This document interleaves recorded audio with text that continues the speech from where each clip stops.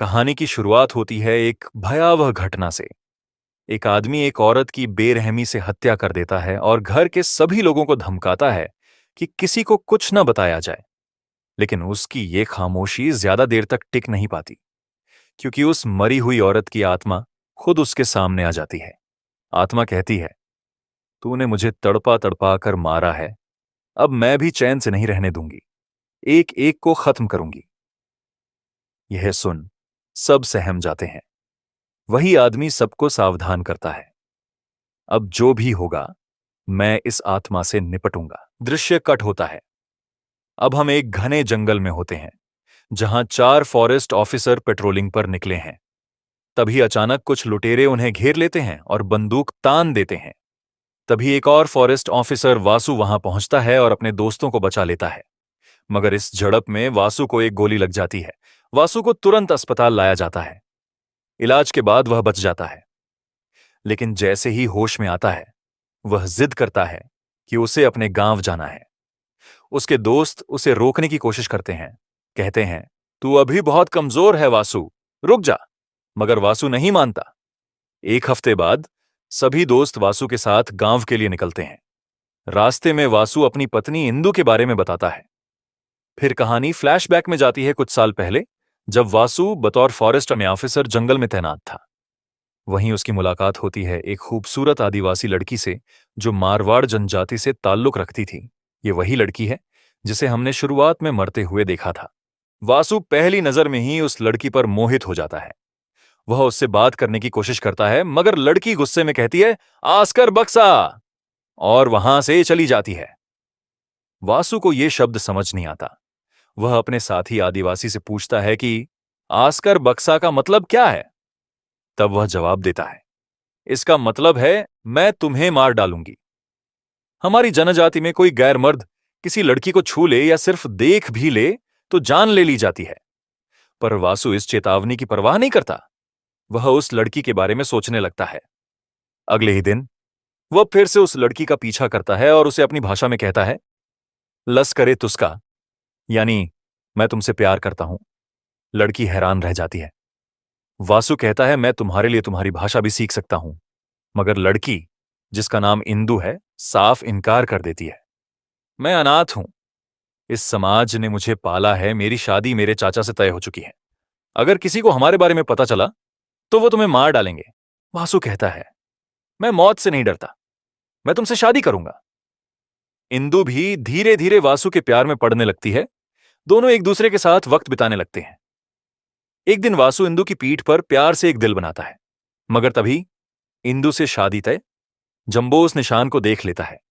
वह इंदु से पूछता है, यह किसका है? इंदु चुप रहती है। गुस्से में जंबो जलती लकड़ी से उस दिल को मिटाने लगता है। इंदु दर्द से कराह उठती है। वासु रोकने की कोशिश करता है, लेकिन उसके दोस्त उसे पकड़ लेते हैं। रात को वासु चुपचाप इंदु के घर आता है। इंदु उसे देखकर रोने लगती है। वह वहीं सो जाता है। सुबह जंबो को दोनों के रिश्ते का पता चल जाता है। वह उन पर हमला करता है, लेकिन तभी वासु के दोस्त रवि और अन्य लोग आकर उन्हें बचा लेते हैं। जंबो को बुरी तरह पीटा जाता है। फिर गांव के बुजुर्गों की मौजूदगी में वासु और इंदु की शादी करवा दी जाती है। वासु इंदु को अपने घर लाता है, मगर उसके पिता और सौतेली मां इंदु को अपनाने से इनकार कर देते हैं। यहां हम रामानुजन को देखते हैं, वासु का चचेरा भाई, वही जिसने कहानी की शुरुआत में इंदु को मारा था। वासु अपनी बहन गायत्री के कहने पर इंदु को विरम्मा के घर छोड़ देता है। विरम्मा गांव में शराब बेचती है। फिर वासु को ड्यूटी पर लौटने का बुलावा आता है और वह इंदु को वहीं छोड़ ड्यूटी पर चला जाता है। अब कहानी वर्तमान में लौटती है। वासु गांव वापस आता है। वह अपनी बहन गायत्री से मिलता है। गायत्री उसे अकेले में ले जाकर बताती है कि इंदु अब इस दुनिया में नहीं रही। वासु भीतर से टूट जाता है, मगर अपने दोस्तों को कुछ नहीं बताता। उसके दोस्त पूछते हैं, इंदु कहां मिलेगी? वासु जवाब देता है, विरम्मा की दुकान पर जाओ, वहां विरम्मा सबको शराब पिलाती है। इधर वासु जब अपने पुराने घर जाता है तो उसे इंदु दिखाई देती है, मगर अब वो एक आत्मा है। दोनों मिलकर बहुत खुश होते हैं। रात में जब वासु के दोस्त वापस घर आते हैं तो उन्हें भी इंदु दिखती है, मगर सिक्कू को इंदु का बर्ताव अजीब लगता है और वह डर जाता है। वासु उन्हें पास के खाली घर में रहने को कहता है। रात में सिक्कू को प्यास लगती है तो वह पानी लेने वासु के कमरे में जाता है और देखता है कि वासु भी आत्मा जैसा बर्ताव कर रहा है। यह देख वह घबरा जाता है और दोस्तों को बताता है वासु अब भूत बन चुका है। दोस्त पहले विश्वास नहीं करते, पर धीरे धीरे उन्हें भी इंदु के असली रूप का एहसास होता है। गांव में एक के बाद एक कई मौतें होती हैं। गांव वाले समझ जाते हैं कि इन सब के पीछे इंदु की आत्मा है। अब दोस्तों को यकीन हो जाता है कि इंदु मरी हुई है और वासु को उससे बचाना जरूरी है। लेकिन इंदु वासु पर पूरा नियंत्रण कर चुकी होती है। वह कहती है, वासु को मुझसे कोई नहीं छीन सकता, भगवान भी नहीं। वासु के दोस्त हार मानने वाले नहीं होते। उसी दौरान गांव में एक अघोरी बाबा आता है जो इंदु की आत्मा को काबू में करने का दावा करता है। गांव वाले उसे मंदिर में ले जाते हैं। बाबा मंत्रों से आत्मा को बांधने लगता है। तभी वासु आता है और अब एक चौंकाने वाला सच सामने आता है।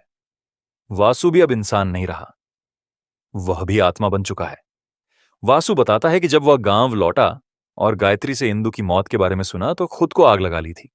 अब सच्चाई सामने आती है।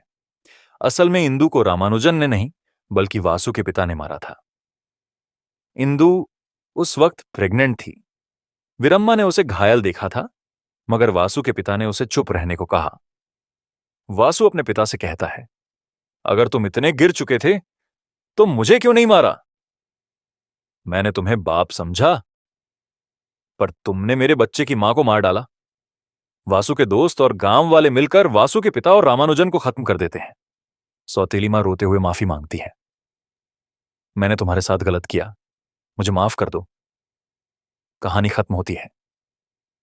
जब वासु और इंदु की आत्माएं एक दूसरे को पाकर हमेशा के लिए मुक्त हो जाती हैं, उनका प्यार अब इस दुनिया की सीमाओं से परे जाकर अमर हो चुका है।